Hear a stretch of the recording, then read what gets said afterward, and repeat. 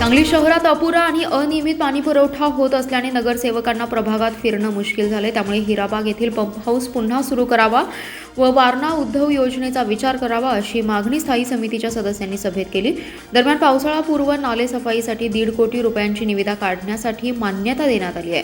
महापालिकेची स्थायी समितीची ऑनलाईन सभा सभापती निरंजन आवटी यांच्या अध्यक्षतेखाली पार पडली।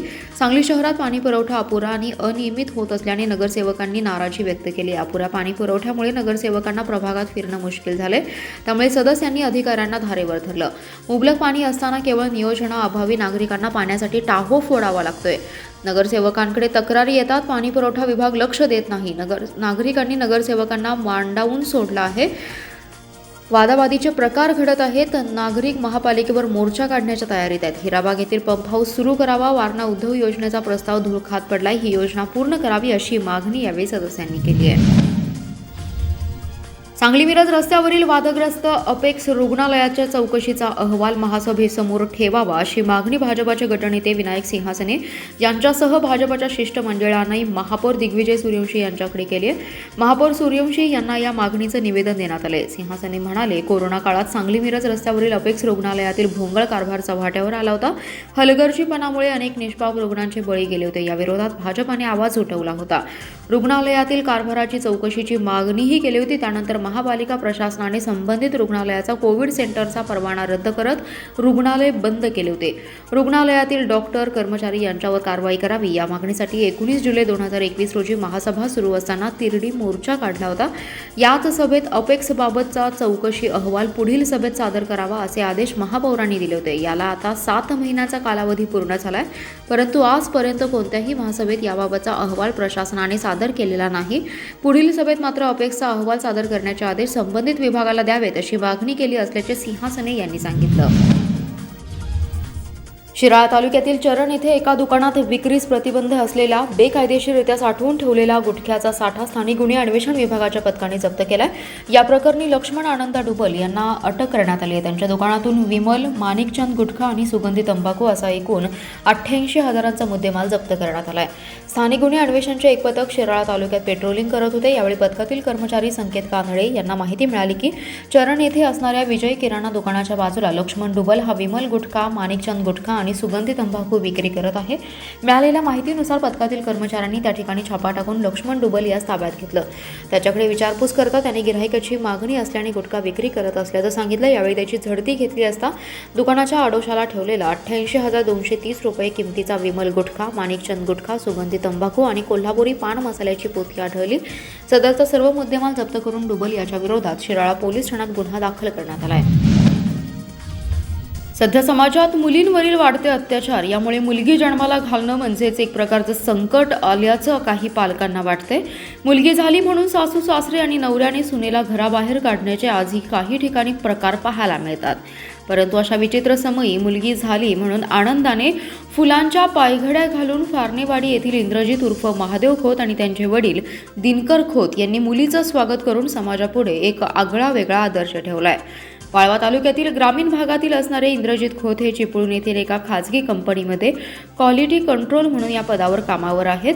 त्यांचा विवाह इस्लामपूर येथील श्रेनिका हिच्याशी 30 नोव्हेंबर 2020 रोजी झाला होता, तर 1 जानेवारी 2022 रोजी श्रेनिका हिने इस्लामपूर येथे आई वडिलांच्या घरी गोंडस अशा मुलीला जन्म दिला होता। 2-2.5 महिन्यांनी प्रथमच आई आणि बाळ आज फारणेवाडी येथील आपल्या घरी येणार असल्याने इंद्रजित खोत यांच्या घरात सकाळपासूनच उत्साह होता। तर फुलांच्या पायघड्या घालून बाळाचं आजी आजोबा, काका, आत्या व घरातील सर्व मंडळींनी मुलीचं आणि आईचं औक्षण करून बाळाचे पाय कुंकवाच्या गंधामध्ये उठवून लक्ष्मीच्या पावलांनी घरात घेतले। त्यामुळे खोत कुटुंबियाचं सर्व स्तरातून कौतुक होतंय।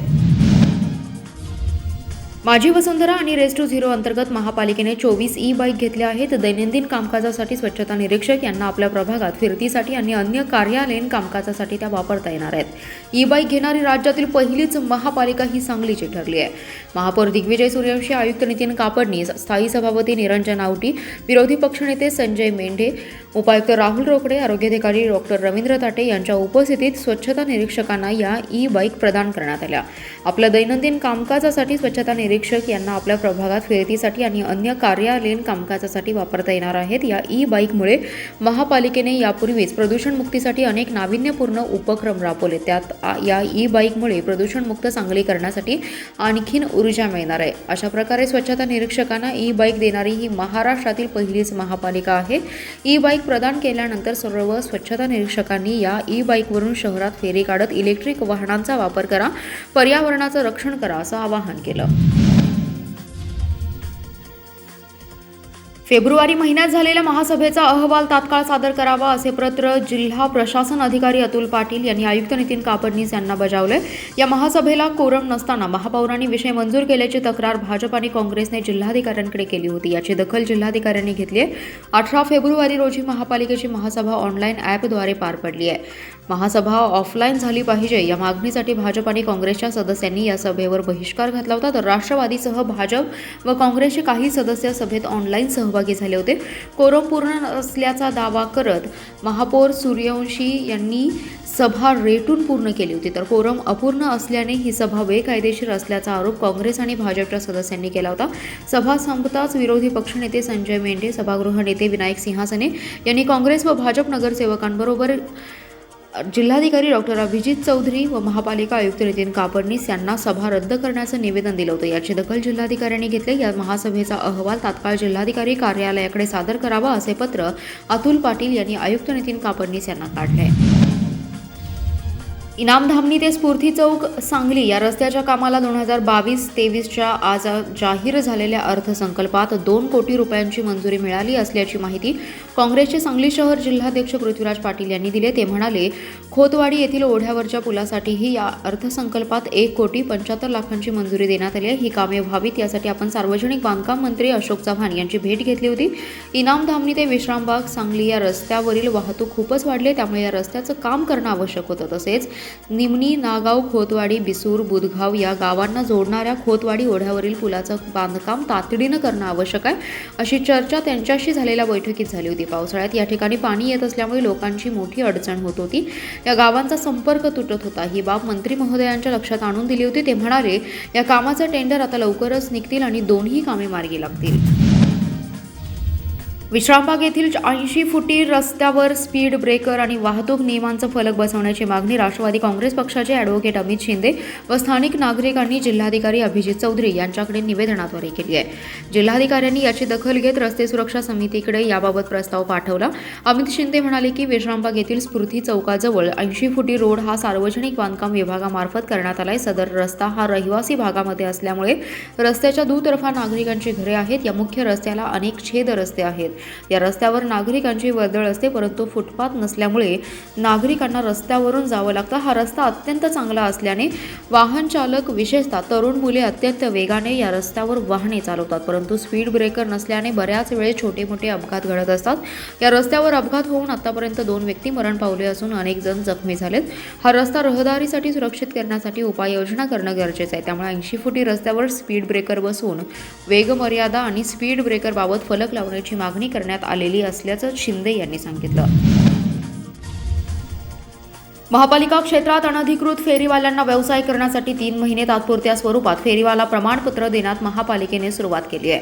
पहिल्याच दिवशी 15 पथविक्रेत्यांना ऑन दी स्पॉट प्रमाणपत्रे देण्यात आले. आयुक्तांच्या पथकाकडून ही प्रमाणपत्र दिले जात आहेत.